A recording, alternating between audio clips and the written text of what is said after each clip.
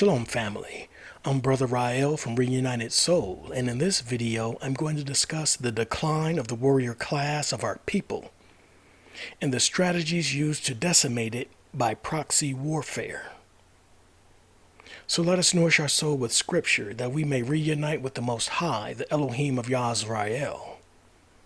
All scriptures will be read verbatim from the King James Version Bible. Now let's get right into it. The topic of this proxy war, which pits black men against black women and vice versa, is very complex, filled with emotional frustration, and goes far beyond what I can do in one discussion.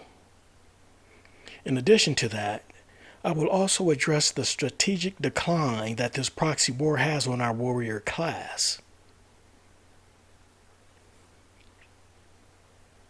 I will at the very least attempt to shed some necessary light on this very serious issue that is causing the black community to spiral out of control.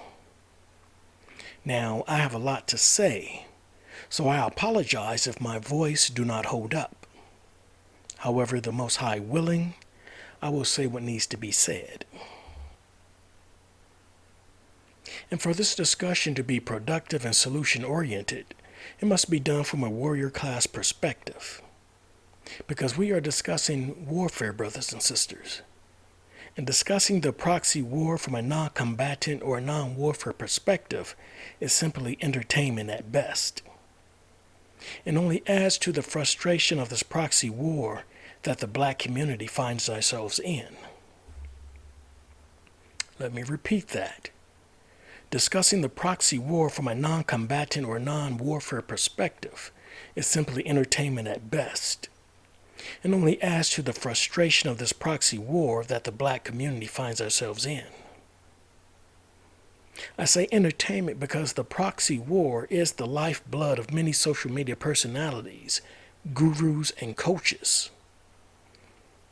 So this is all by design to keep the proxy war in full swing. For example, if you're going to discuss a critical medical procedure that requires surgery, you definitely want to get some surgeons in on that discussion who are specialists on that procedure. You will not invite auto mechanics and plumbers to chime in, be argumentative, and disrupt the discussion. Warfare is no different. The warrior class have the mindset, experience, and the fortitude to effectively respond to tactical aggression against their community. And effectively respond are the key words here. Most importantly, the warrior class understands the value of their people, thus possess the loyalty and courage to preserve and protect the culture of their people, which the common man simply lacks the desire to do so. And no disrespect to the common man, but I must distinguish that there is a distinct difference of character between the two. Unfortunately, due to decades of this proxy war, we have more common men in the black community than warrior class. Which means that we have too many common men weighing in on a discussion of warfare that have no specialty in warfare. Although this discussion is about the warrior class and their ability to respond effectively to warfare, this discussion is not about violence. No, not at all. This discussion is to make people aware of the many mechanisms of warfare. And for the most part, warfare is all about deception, to maneuver your opponent into a vulnerable position before delivering the decisive blow. Tactical warfare is very methodical, complex, and taxes the mind. In fact, too exhaustive for the common mind. And for the common man, it is very difficult to almost impossible for him to recognize warfare's deceptive tactics.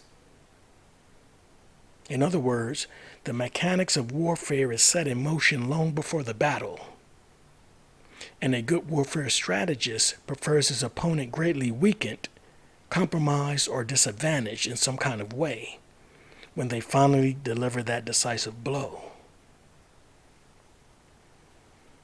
Creating the deceptive proxy war is a very effective strategy to exhaust and weaken your opponent by the efforts of someone else, while you indirectly support those efforts at a safe distance. This discussion sheds light on the purpose and the benefit of the warrior class to its people, and why the warrior class of the black community has been declining for decades. The warrior class is structurally disciplined and an essential part of any people, not just the black community. And in this day and age, especially in the black community, the warrior class is overlooked, underappreciated, and in many cases are mistakenly identified by violent psychopaths who prey upon the community. In other words, our culture, without the warrior class in the midst of it, will lack the necessary structure, order, and discipline.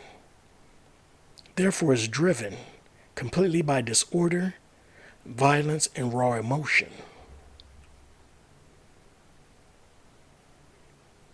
Being that the black community is greatly divided spiritually, historically, and carnally, I will attempt to address this problem holistically, where the whole of the community can understand the tactical aggression being used against us as a community. We must understand that the aggression inflicted upon our community has no regard for your belief system or which group you align yourself with. The entire community is the mark, so to speak. Everyone is affected, from the just to the unjust.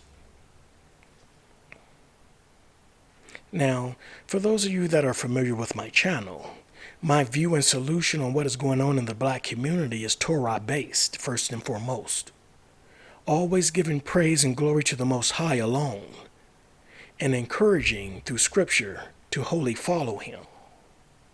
However, regardless of your belief system, you should be able to take away something of value from this discussion. So I hope that you take the time to watch and possibly share your thoughts in the comment section. I would ask that you comment respectfully and responsibly. And by responsible, I mean not speaking recklessly about violence. Now, with that said, I would like to go ahead and verify scripturally the warrior class of our biblical ancestors. And yes, brothers and sisters, as many of you know, our biblical ancestors were fierce fighters. And of course, I am referring to our biblical warrior class led by the Most High in the Tanakh Old Testament scriptures. Let's go to Numbers chapter 1, verses 1 through 3, to determine the criteria of the warrior class. And I read, "And the Lord spake unto Moses in the wilderness of Sinai, in the tabernacle of the congregation, on the first day of the second month, in the second year after they were come out of the land of Egypt, saying, Take ye the sum of all the congregation of the children of Israel, after their families, by the house of their fathers, with the number of their names, every male by their polls.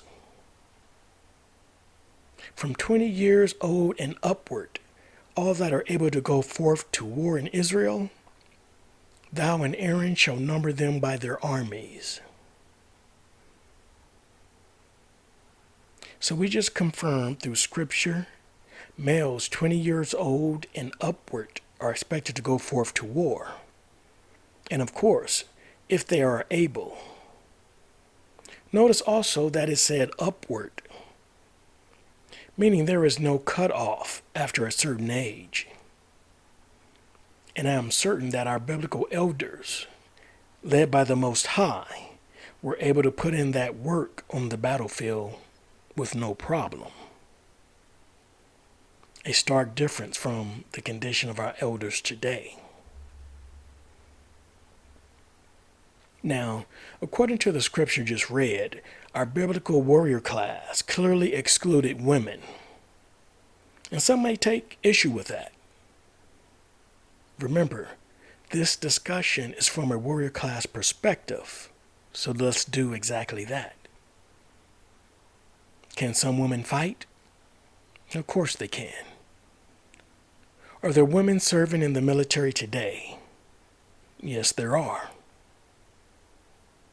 But as for the Most High's people, He has established that it will be His men going to war, not the daughters of Zion.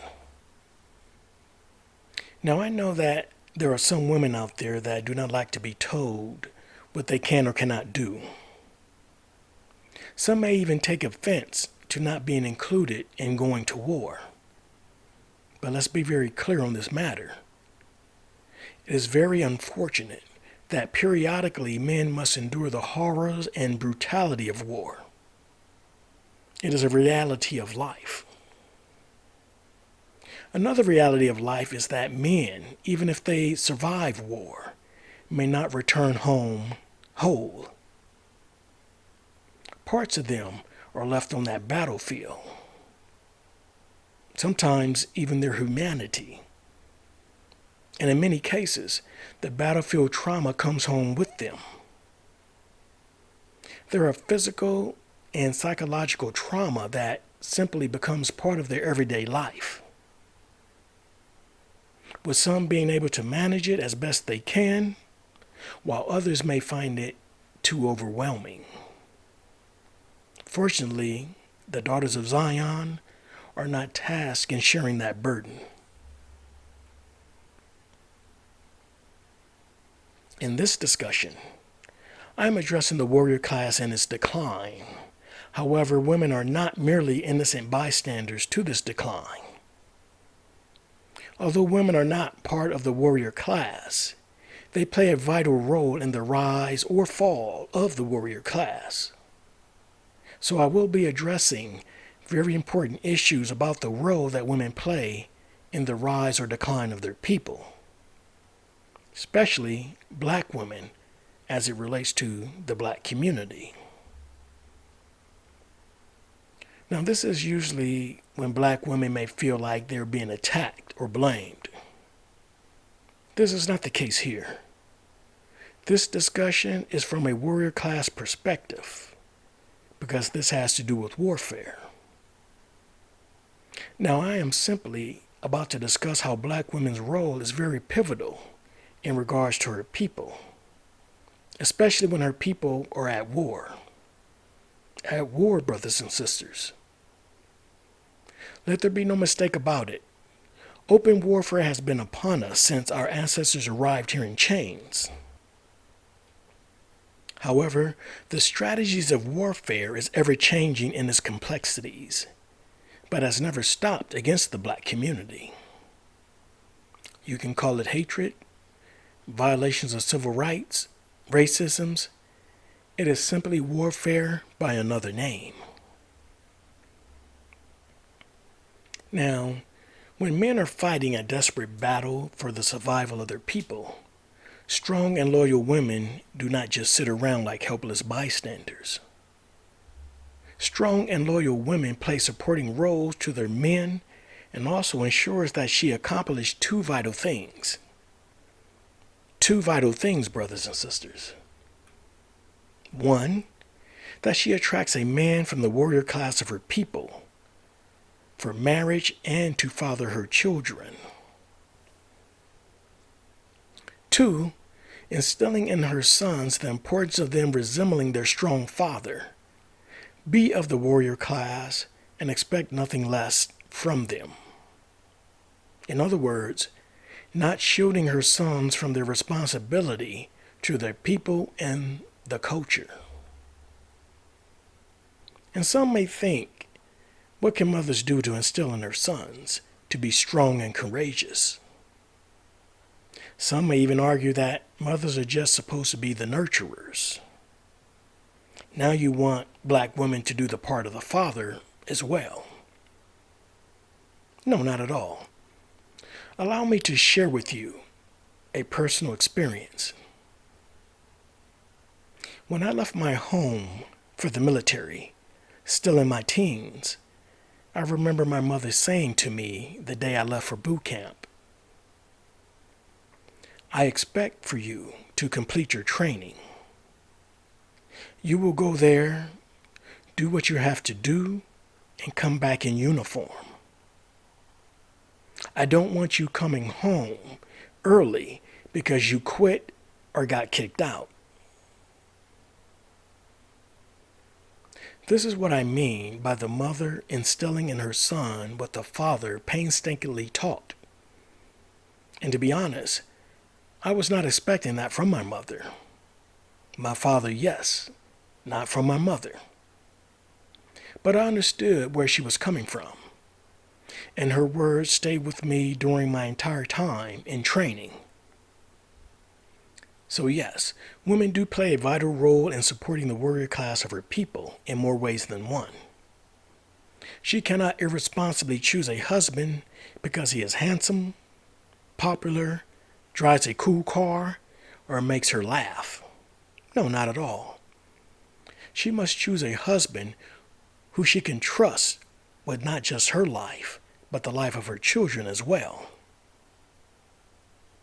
By choosing the right man for the job, she never has to question her husband's method in raising their sons. Never having to wonder if he is going to marry her, provide for her, or if he's going to stick around to take care of his kids. Think about it, family. We would live in a much different community than we have if only women decided not to reward wayward men with sex. It should be very difficult for wayward and immature men to find a woman willing to throw away her prime years and a bright future. To lose all that for a man who does not know the true value of a woman, nor how to treat a woman for that matter. If that were the case, there would be fewer single moms having to raise boys without their fathers. And let's be very clear, girls are just as important in needing fathers. But I say boys because boys need to see firsthand how a man conducts himself in his role as father, husband, protector, and provider. Being a good father and a good husband is something that needs to be witnessed firsthand, learned, and with an understanding that, although difficult, it is an accomplishment worth achieving by young men. Worth achieving for a good woman. Having fathers in the home is the best way to maintain the tradition of having fathers in the home. You simply cannot learn how to be a good father or a good husband online, from church, or some college course. A young man must see the challenges, the sacrifices, and decision-making from the father over the years. And once that tradition of fatherly training is broken, boys and young men will lose their way, their purpose, and the family unit as well. The community becomes broken and dysfunctional. As I said earlier, women do play a vital role in supporting the warrior class of their people. For the most part, ensuring that their boys grow to be strong, healthy men, hopefully like their father, in order for them to continue on preserving and defending the people and the culture. And I use the word ensuring because a woman should know the consequences of breeding men who are not of the warrior class. For this kind of narcissistic man, more likely than not, will prey upon women's vulnerabilities instead of protecting them. This kind of degenerate man will exploit and reduce a woman to her lowest level of humanity, thus producing multiple dysfunctional single mothers in the community that in turn will produce multiple single-parent children. Now, as you can probably imagine, the dysfunction at this rate grows very rapidly. And before you know it, the culture of your people transforms into a cesspool of debaucherous behavior.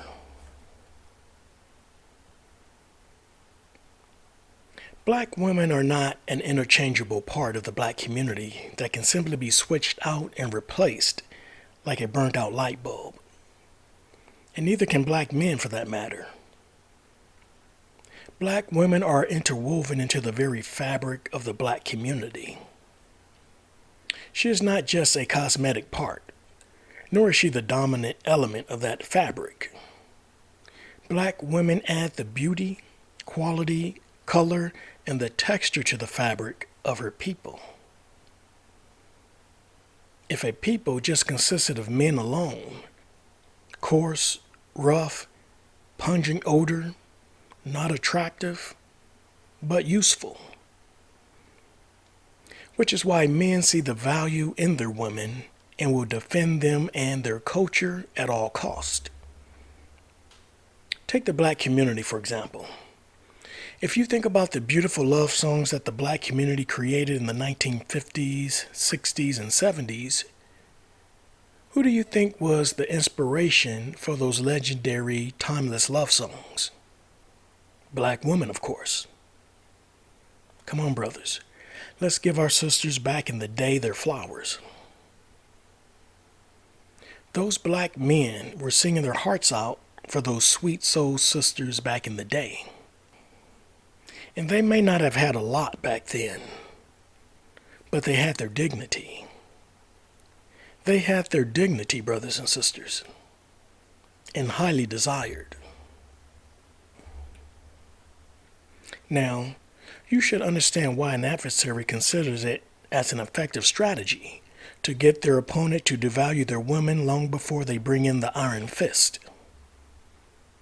If you can deceptively inject drugs, violence, perversion, and buffoonery into the culture by way of music, movies, and literature, the culture will simply devalue itself, while the people celebrate their own destruction and party like it's 1999.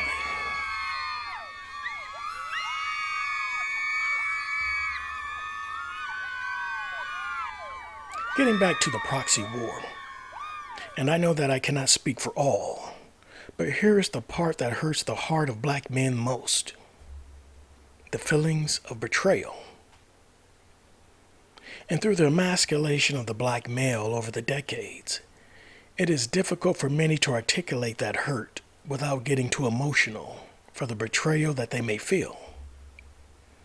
Now, with that said, the black community understands throughout history the black man has experienced unfair treatment, inequality, and racism pretty much everywhere he lived, especially here in the United States.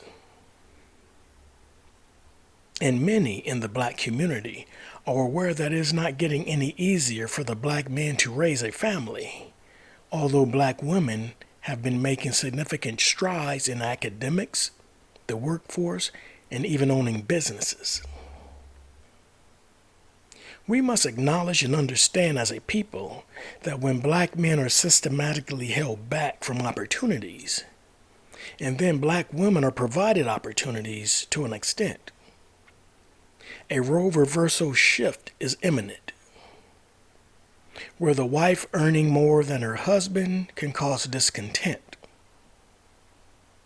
where the black woman loses confidence in the black man's ability to provide, therefore must detach herself in order to become independent of him and his 400 plus year struggle. 400 plus years. Now, his struggle becomes his alone, no longer hers to bear. Where the black man and the black woman stood steadfast together since slavery in the face of hatred, violence, racism, and death, that bond is now fractured as a result of this ongoing proxy war. And when a group chooses to disregard their people's painful history, as well as their current oppression, to relish in their own achievements, that in itself is simply treasonous. However, without a dominant warrior class to regulate a code of ethics for the people to adhere to, treasonous behavior simply cannot be defined. As a result, anything and everything is acceptable. And let's be very clear. When women compete or compare themselves with men, they in every sense of the word become his rival. No longer a partner, no longer someone of value, but a rival. And in extreme cases, an adversary. An adversary in, let's say, a proxy war. Now let that sink in for just a moment.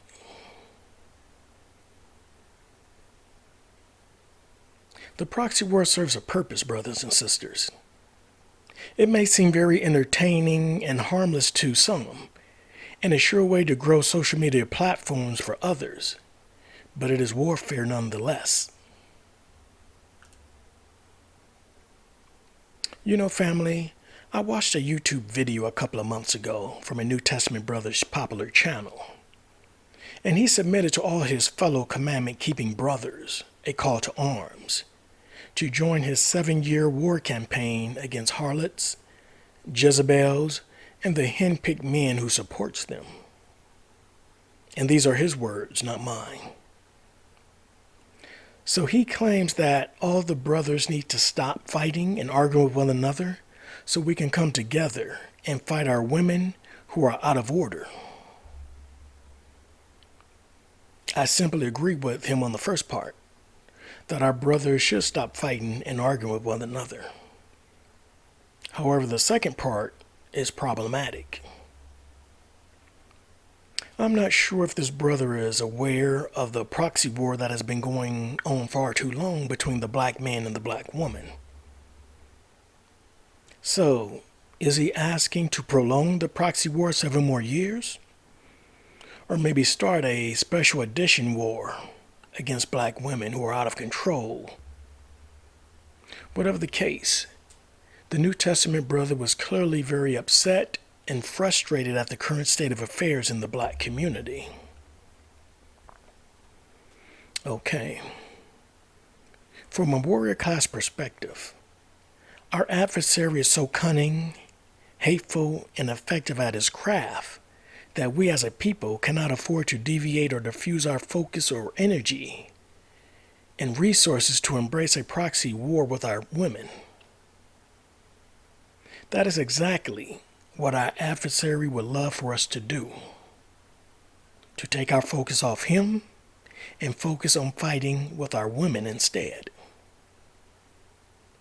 From a warrior class perspective, if you are having a very difficult time with one adversary, fighting 2 adversaries, well, you can fill in the blank. As I mentioned earlier, there is a distinct difference between the warrior class and the common man. Now, I do take issue with the common man who will provoke a civil disturbance without achieving a specific outcome that benefits the community. And I will go even a step further. If you are not of the warrior class, you are simply unfit to lead men into warfare. Let me repeat that. If you are not of the warrior class, you are simply unfit to lead men in warfare. Now this brother, with the 7-year war plan, boasts of having military experience that he will strategically deploy against our women who are out of order.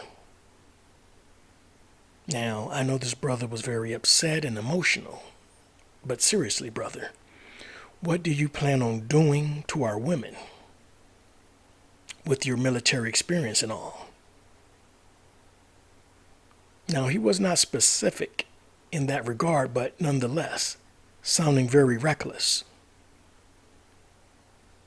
Although it seemed very clear that this brother was just ranting, he could have easily incited others to harm our women. Just like Grandmaster Jay, the leader of the Black Armed Militia, in fact, that's NFAC, Although he spoke recklessly, it was clear that he himself was not going to pull the trigger. His goal was to incite others to do it. The warrior class can see a provocative con a mile away and will still clear of them. The common man will usually get lured in. Let's be very clear about one thing. Military service does not automatically give you warrior class status. There are a multitude of reasons why people join the military. Money for college, travel, learning a trade, a lack of other options, the list goes on. Point being, everyone who has spent time in the military does not have a disciplined, strategic military mindset. They may have learned a few things, but that does not necessarily give them warrior class status among their people. Now keep this in mind.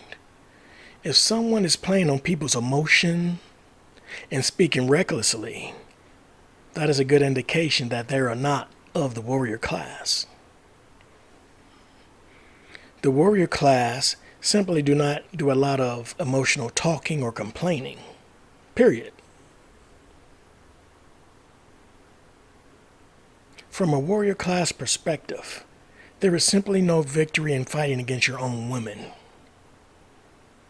To some brothers, arguing and going back and forth with women may be their forte. But I can assure you that our warrior class know that there are bigger fish to fry. And that bigger fish is the financial supporter for the so-called women who are out of order. I certainly understand this brother's frustration with this proxy war, but our women are not our target. From a warfare standpoint, we must eliminate the unscrupulous hand that finance and offer incentives to our black women to free themselves from the burden of black men. Now, when that unscrupulous hand is eliminated, you will have a much better chance of getting through to our women that we are in this together and as a people. And I know, my brothers, that hurts our heart to the core, that we could be thought of by our own women as a burden, a liability. Very hurtful indeed. Many brothers cannot productively articulate that hurt without emotionally lashing out at our women, which usually generates an emotional response from them. And the hurting goes back and forth, what seems to be forever. From a warrior class perspective, the hurt is real. However, we understand the warfare strategy of our adversary using our own women against us. It is an excellent strategy, and they pull it off very well. But the thing is this. If we do not expect the common man to detect or respond appropriately to warfare upon the community, we cannot fault our women who fall victim to warfare strategy. And by victim, I mean knowingly or unknowingly fulfilling the role that the adversary needs her to play. And to be truthful, the common man who focus is on fighting our women is fulfilling that role of the adversary as well. From the warrior class perspective, we must operate effectively through the hurt, through the emotion, through the feelings of being betrayed by our women, and simply stay focused on being proactive towards our cunning adversary and not reactive. Now, if you happen to wonder what the black community would look like without a warrior class, while continuing on with the proxy war between the black man and the black woman, just imagine looking at the news and witnessing black mothers crying out for justice because their black sons were murdered by gang violence. Imagine seeing black woman after black woman interviewed on the news, crying out for justice because a young black woman in their community was attacked or turned up missing, and law enforcement simply did not view it as a priority. Imagine seeing a young black woman crying out for justice on the news because the black father of her children was executed on the street by law enforcement for a minor traffic violation. And last one. However, you are going to really need an overactive imagination for this one. I am talking Alice in Wonderland type of imagination. Are you ready? Here we go. Imagine, if you will, over 100 families, majority black, of course, being evicted on short notice from an apartment complex due to renovations. Or those of you with more advanced conspiratorial imaginations can imagine it simply as gentrification. Now, some of you may ask, are these women allowed to return with their children after the renovations are complete? Probably. Would they be able to afford the newly renovated apartments? Most likely not. That is gentrification. Now imagine the news reporter interviewing black woman after black woman after black woman, crying out for someone to come to their aid because this is simply unfair treatment to put women and children out of their homes in this manner, with the pandemic surging once again and inflation surging right along with it. If your imaginations would allow it, you can call this the perfect storm. Now, sadly, none of these situations that I just mentioned required your imagination, because these situations have happened or are continuing to happen. And the last one I mentioned was closer to 200 families being evicted, not 100. Dare we ask the question, where were the men during those news interviews? Do these black women not have husbands, brothers, uncles, fathers who value them, that protect them, that shield them from public scorn? How about men neighbors looking out for their best interest? You would not think so from watching the news coverage. Remember, brothers and sisters, the proxy war devalues the way we see one another as a people. Some of our own people will justify the suffering as they brought it on themselves, or they deserve what they got. We simply will not come to one another's aid when we need it the most. So the only winner of this proxy war is going to be our adversary. And it is unfortunate that we do not have enough of a warrior class to recognize that and fix it. In conclusion, we must ultimately come to the realization that there is simply no utopia for black women when black men are defeated, and there is no utopia for black men when black women are defeated. A people rise and fall as one people. That is the simple truth of the matter.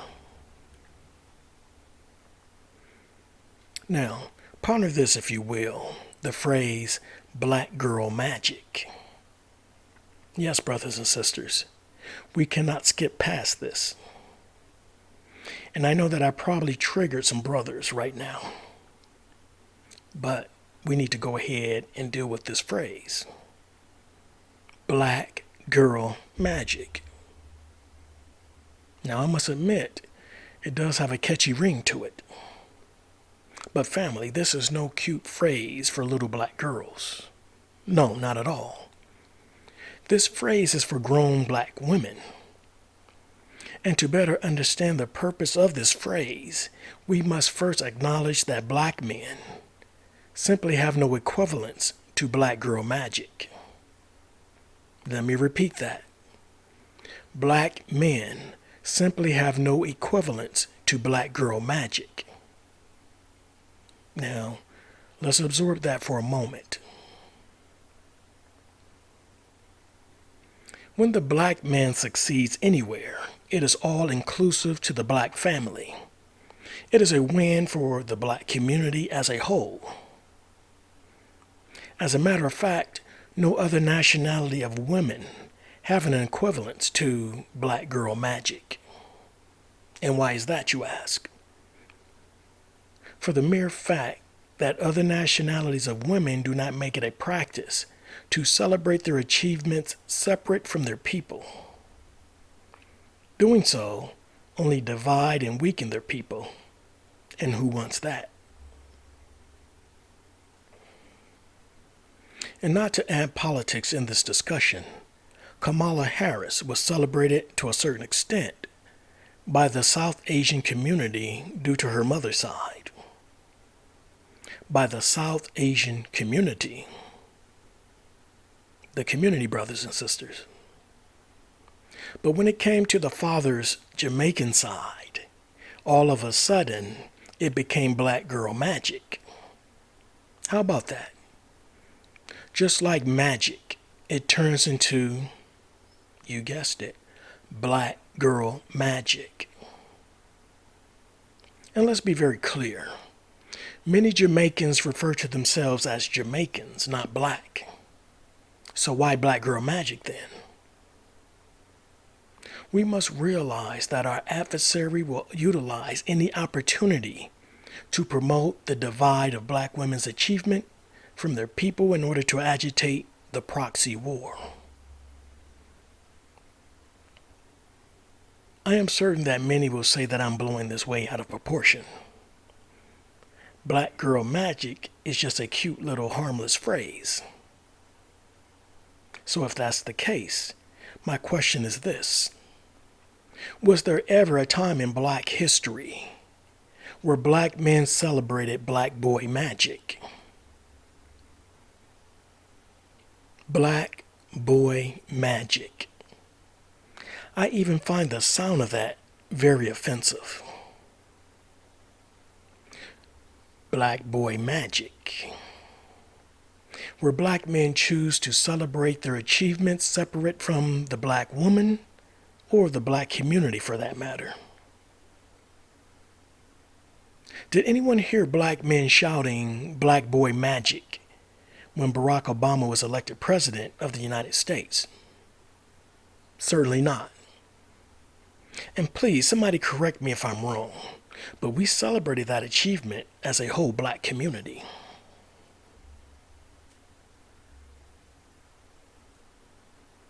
Despite heavy opposition from our oppressors, black men achievements such as Black Wall Street, the Tuskegee Airmen of World War II, or even legendary athletes seem to elevate and empower the black community as a whole. There was no pandering to black men in an attempt to get them to separate their achievements and forsake their people. No, not at all. That tactic would have fallen flat, especially with a warrior class in place.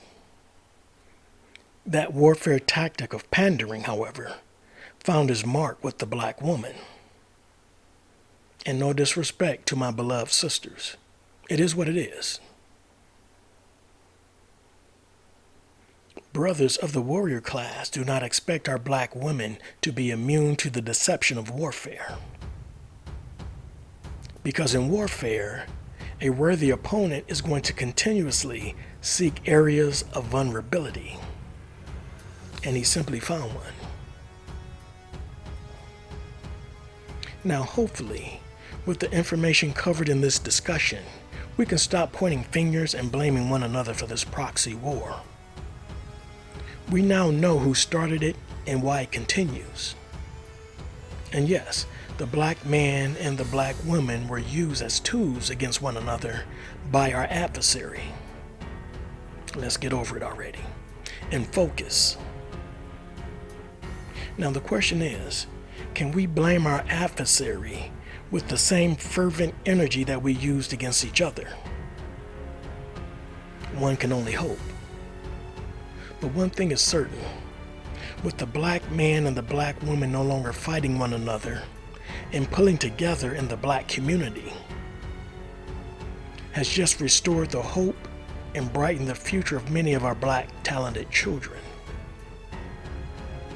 Let's be very clear. Our black children deserve more from us than just inheriting our proxy war. Family, we are much better than that.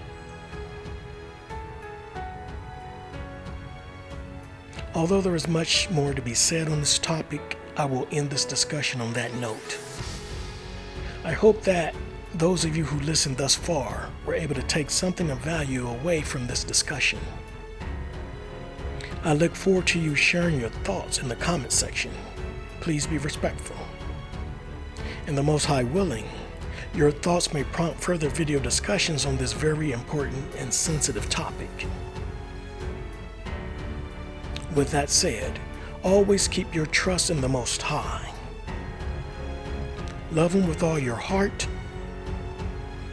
with all your soul, and with all your might. See to it that your household is in line with the word of the Most High as best you can. I thank you for taking the time to watch. Again, I am Rael, your reunited soul brother. And with that, I say to you, Shalom.